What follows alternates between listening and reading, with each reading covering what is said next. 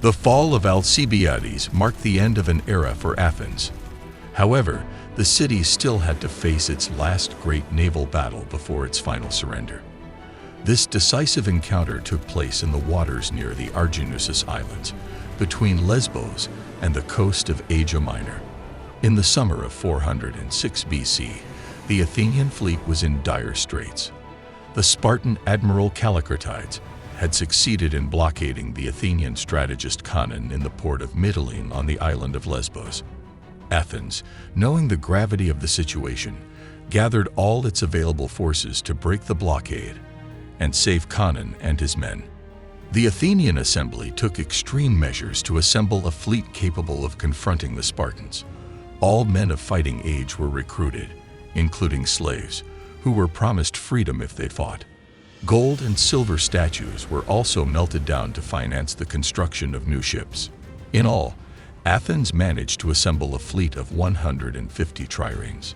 The Athenian fleet set sail for Lesbos under the command of 8 strategists: Phrasilas, Aristocrates, Diomedon, Erycinides, Pericles the Younger, son of the famous Pericles, Aristogenes, Lysias, and Protomachus. Arriving at the Arginusas Islands, they encountered the Spartan fleet of Callicrates, which had 120 ships. The battle began with the Athenians forming their fleet in 2 lines, an unusual tactic that surprised the Spartans.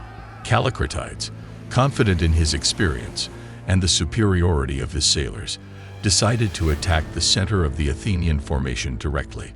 The initial clash was brutal. The ships rammed each other, while archers and infantrymen fought hand-to-hand on the decks.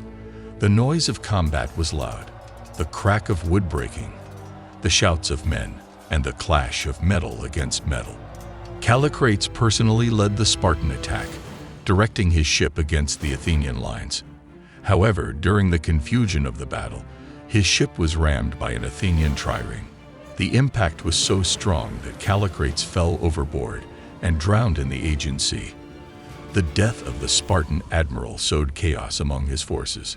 Without clear leadership, the coordination of the Spartan fleet quickly fell apart. The Athenians, sensing the enemy's confusion, redoubled their efforts and began to break through the Spartan lines. As the battle progressed, the numerical superiority of the Athenians began to make itself felt. The Spartan ships found themselves surrounded and outnumbered. Many were sunk or captured, while others managed to escape to the nearby coast. By the end of the day, the Athenian victory was complete. The Spartans had lost 70 ships, while the Athenians lost only 25. Thousands of Spartans and their allies were killed or captured. The blockade of Mytilene was lifted, and Conon and his men were released. The Battle of the Arginusas was the last great naval victory of Athens in the Peloponnesian War. It showed that, even after years of defeat and despair, the city could still muster the resources and will to achieve a decisive victory. However, the Athenian victory at the Arginusas was soon marred by a scandal that rocked the city. After the battle, it was learned that the generals had failed to rescue the shipwrecked and recover the bodies of the fallen. A storm had prevented these tasks, but for many Athenians, this did not justify the breach of a sacred duty. In Athenian society, rescuing survivors and recovering bodies for proper burial were fundamental obligations. These practices were rooted in Greek religion and ethics. It was believed that the souls of the unburied dead wandered without rest, and that the gods frowned upon those who did not honor their fallen. News of the abandonment of the castaways and bodies caused a wave of indignation in Athens. Families of the lost sailors mourned not only the death of their loved ones, but the impossibility of giving them a proper burial. Citizens concerned about respect for traditions raised their voices in protest. Political opponents of the generals took advantage of the situation to demand exemplary punishment. Pressure on the assembly, the main organ of Athenian democracy, grew rapidly. The generals were summoned to return to Athens to face trial. Of the 10 leaders who had commanded the fleet in the Arginusas, 2 decided not to return for fear of the danger they faced. The other 8 appeared before the assembly, confident they could explain their actions and become exonerated. The trial that followed was extraordinary in so many ways, and not precisely because it adhered to legality. Instead of trying each general separately, as was the custom and law in Athens, it was decided to hold a collective trial.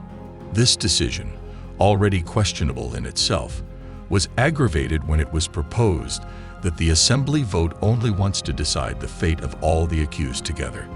Some citizens, including the philosopher Socrates, who that day was part of the committee presiding over the assembly, strongly opposed this procedure.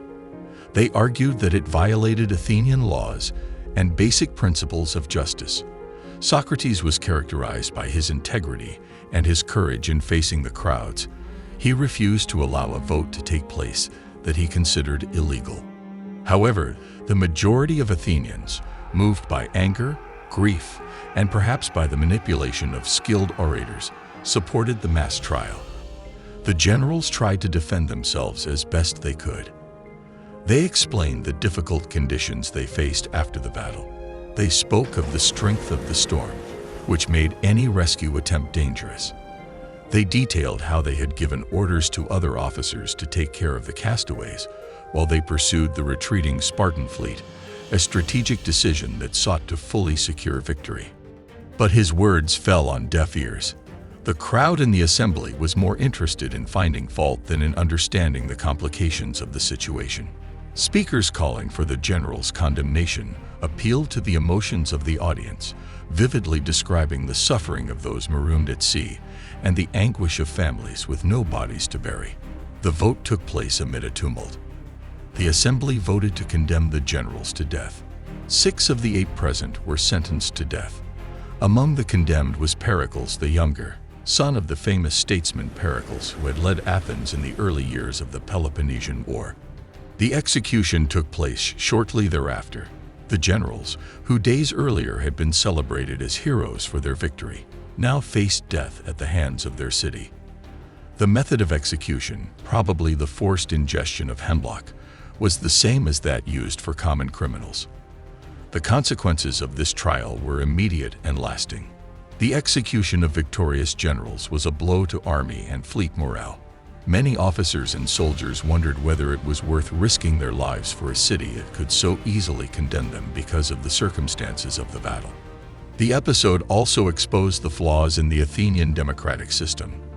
The ease with which established laws and procedures had been ignored, yielding to popular pressure and the emotions of the moment, caused many to question the wisdom of leaving such important decisions in the hands of an easily swayed assembly.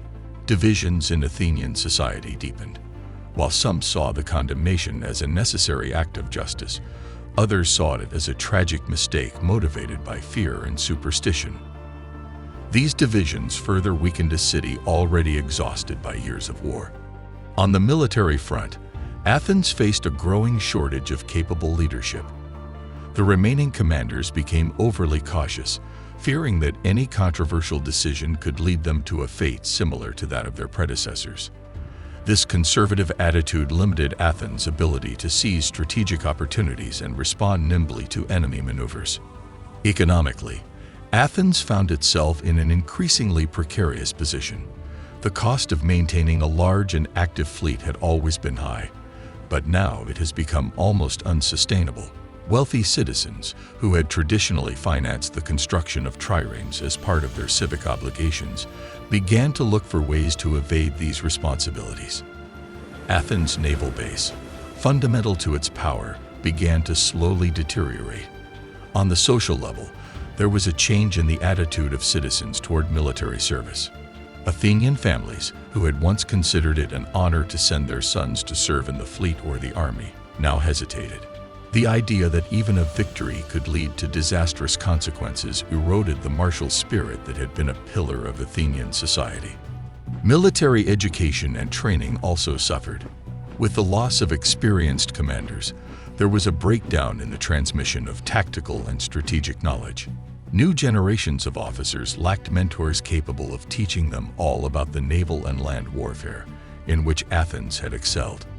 Athens' ability to project power beyond its immediate borders was also affected. Athenian garrisons in distant territories began to feel isolated and vulnerable. Holding these positions became increasingly difficult, both logistically and strategically. All these factors contributed to a gradual but steady decline in Athens' military capability. The city that had once dominated the Aegean with its powerful fleet and bold strategy now found itself on the defensive, reacting to the initiatives of its enemies rather than dictating the course of the war. This weakening was not a sudden collapse, but a slow process of erosion that weakened the foundations of Athenian power. The city remained formidable, but it was no longer the dominant and innovative force it had become at the beginning of the Peloponnesian War.